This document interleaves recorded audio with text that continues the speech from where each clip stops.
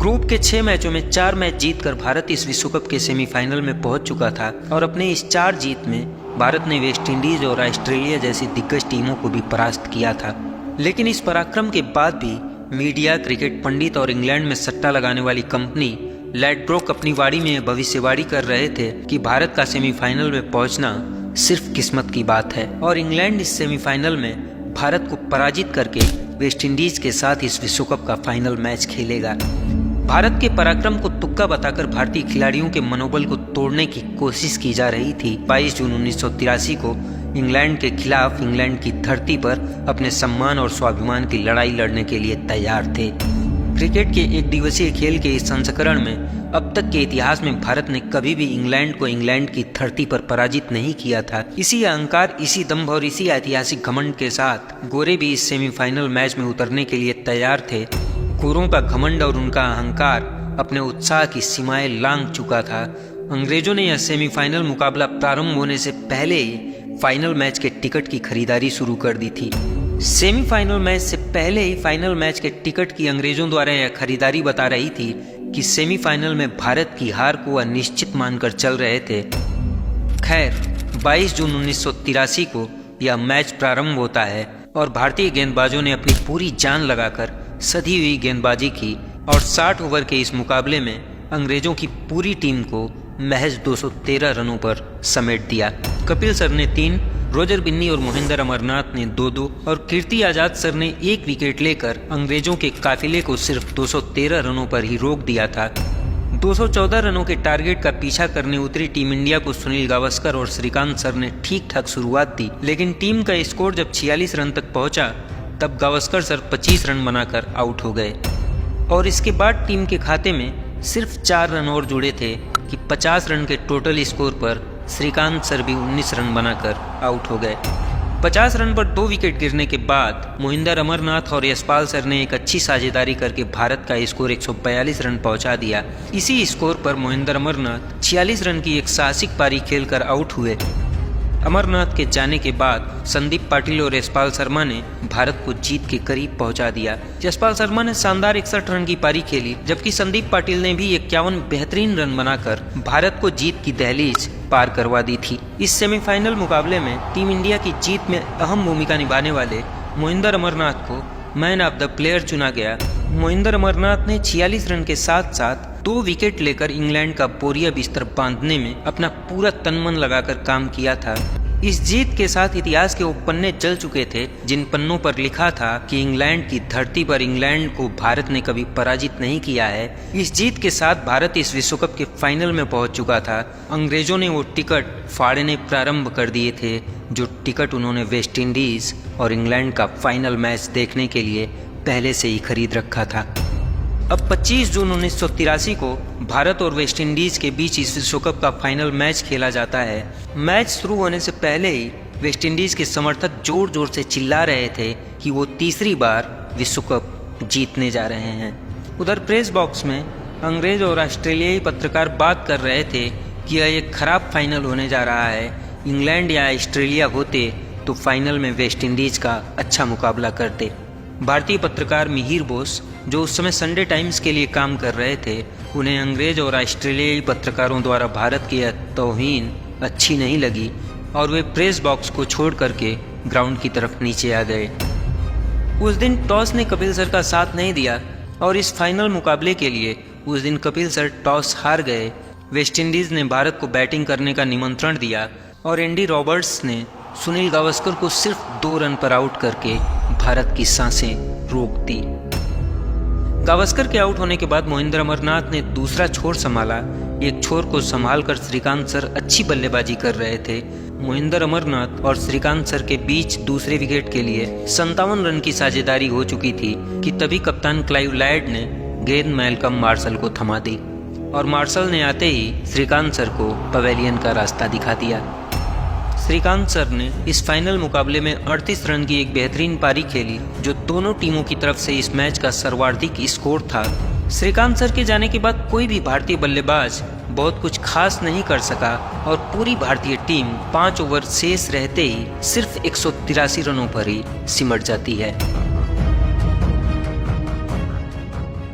भारत को 183 रनों पर समेटने के बाद वेस्टइंडीज की टीम इस तरह से पवेलियन की तरफ भागी कि जैसे उन्होंने विश्व कप जीत लिया हो और वे उसे उठाने के लिए दौड़ रहे हों।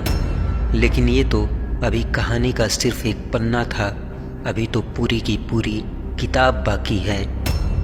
ये तो अभी उन हवाओं का सिलसिला था, अभी तो पूरा का पूरा तूफान बाकी है। 183 रन पर भारतीय टीम के सिमटने के बाद भारत में क्रिकेट प्रेमी झल्लाकर अपने रेडियो और टीवी सेट को बंद कर रहे थे।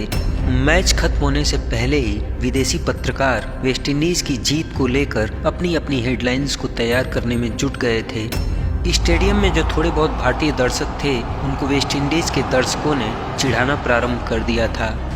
लॉर्ड्स में मौजूद क्रिकेट के जानकार चर्चा करने लगे थे कि अगर व्यू रिचर्ड्स रुक गए तो मैच 25 ओवर पहले ही खत्म हो जाएगा। पूरी दुनिया जब भारत के हारने का इंतजार कर रही थी, ठीक उसी वक्त भारत का वह कप्तान अपने खिलाड़ियों को समझा रहा था कि तूफान चाहे जितना भी भयंकर हो, लेकिन जमीन से पुष्पित और पल्लवित हुए तिनके को भी वह उखाड़ नहीं सकता है। भले ही हमारे बल्लेबाजों का शो फ्लॉप हो चुका हो, लेकिन हमारे गेंदबाजों की फिल्म रिलीज होनी अभी बाकी है। मान लिया मैंने कि लोग हमारे हारने की चर्चा कर रहे हैं, लेकिन जीतने का मजा भी तभी है जब पूरी दुनिया आपके हारने का इंतजार कर रही हो। भारतीय कप्तान के एक एक शब्द भारतीय खिलाड़ियों के अंदर एक जादुई ऊर्जा का संचार कर रहे थे। सभी भारतीय खिलाड़ी अब इस हार को जीत में बदलकर बाजीगर बनने का अटल निश्चय करके मैदान में उतरते हैं। वेस्टइंडीज की तरफ से ग्रीनीज और हाइनस बैटिंग के लिए उतरे और चौथे ओवर में बलविंदर सिंह संधू ने एक ऐसी गेंद डाली जो उस विश्व कप की सबसे बेहतरीन गेंद कही जा सकती है। बलविंदर सिंह संधू की इस गेंद पर ग्रीनीज ने ये सोचकर बल्ला ऊपर उठा लिया कि गेंद ऑफ स्टंप के बाहर वाइड जा रही है, और गेंद अचानक टर्न होकर अंदर आई और ग्रीनीज का ऑफ स्टंप ले उड़ी। पूरा स्टेडियम उस गेंद को देखकर आश्चर्यचकित रह गया। ग्रीनीज के चेहरे का रंग जैसे उड़ गया था। ग्रीनीज का बल्ला ऊपर का ऊपर ही रह गया था और उस गेंद ने अपना कारनामा करके भारतीय खिलाड़ियों के अंदर एक नई ऊर्जा का प्रवाह कर दिया था। हालांकि इसके बाद विव रिचर्ड्स ने आते ही ताबड़तोड़ प्रहार करना प्रारंभ कर दिया। मदन लाल के एक ओवर में विव रिचर्ड्स ने लगातार 2 बाउंड्री लगाई और ठीक इसके बाद वाले कपिल सर के ओवर में विव रिचर्ड्स ने 3 बाउंड्री मारकर अपना इरादा जाहिर कर दिया था। वेस्टइंडीज सिर्फ 1 विकेट खोकर 50 रन बना चुका था। वेस्टइंडीज को जीत के लिए अब सिर्फ 134 रनों की जरूरत थी और मैदान में वह विव रिचर्ड्स नाम का तूफान भारतीय गेंदबाजों पर प्रहार करके उन्हें देखकर मुस्कुरा रहा था। कपिल सर गेंद हाथ में लेकर सोच रहे थे कि अब गेंद किसको पकड़ाई जाए कि तभी मदन लाल आकर 1 ओवर और मांगते हैं। मदन लाल अपने 3 ओवर में 21 रन लुटा चुके थे। कपिल देव मदन लाल को ओवर देने से मना कर देते हैं। मदन सर कपिल सर से कहते हैं कि कपिल मुझे 1 ओवर और फेंकने दे, विव रिचर्ड्स मुझे गेंदबाज नहीं समझता है। कपिल सर मदन लाल को गेंद देने से इनकार कर देते हैं। मदन लाल को गेंद न मिलता देखकर विव रिचर्ड्स मदन लाल को देखकर मुस्कुरा रहे थे और विव रिचर्ड्स की ये मुस्कुराहट मदन लाल को अंदर ही अंदर जलाकर राख कर रही थी। और ठीक उसी वक्त क्रिकेट के इतिहास में एक ऐसी घटना हुई जो न कभी उसके पहले हुई थी और न ही कभी उसके बाद हुई। मदन सर ने कपिल सर के हाथों से गेंद छीन ली थी और विव रिचर्ड्स के सामने गेंदबाजी के लिए आकर खड़े हो गए थे और मदन सर के इसी ओवर की एक गेंद को हुक करते समय विव रिचर्ड्स मिस टाइम हो जाते हैं। गेंद हवा में जा चुकी थी। कपिल सर गेंद के पीछे भाग रहे थे। लगभग 20-25 गज पीछे भागकर अपनी उंगलियों के टिप पर कपिल सर ने वह कैच लिया था। विव रिचर्ड्स नाम का वह तूफान अब मायूस होकर बाहर जा रहा था। 57 रन पर अब वेस्टइंडीज अपने 3 विकेट गंवा चुका था। विव रिचर्ड्स के जाने के बाद मदन लाल और मोहिंदर अमरनाथ ने किसी भी वेस्टइंडीज के तुर्रम या तोप को मैदान में टिकने नहीं दिया। विश्व कप के इस फाइनल मैच में वेस्टइंडीज के 7 खिलाड़ी तो दहाई का आंकड़ा भी नहीं छू सके थे। मदन लाल 3, मोहिंदर अमरनाथ 3, बलविंदर सिंह संधू ने 2 और रोजर बिन्नी और कपिल देव सर ने 1-1 विकेट लेकर पूरी वेस्टइंडीज़ की टीम को महज 140 रन पर ही समेट दिया था। मदन सर की उस जिद और कपिल सर के उस कैच ने भारत को 1983 के विश्व कप का विजेता बना दिया था।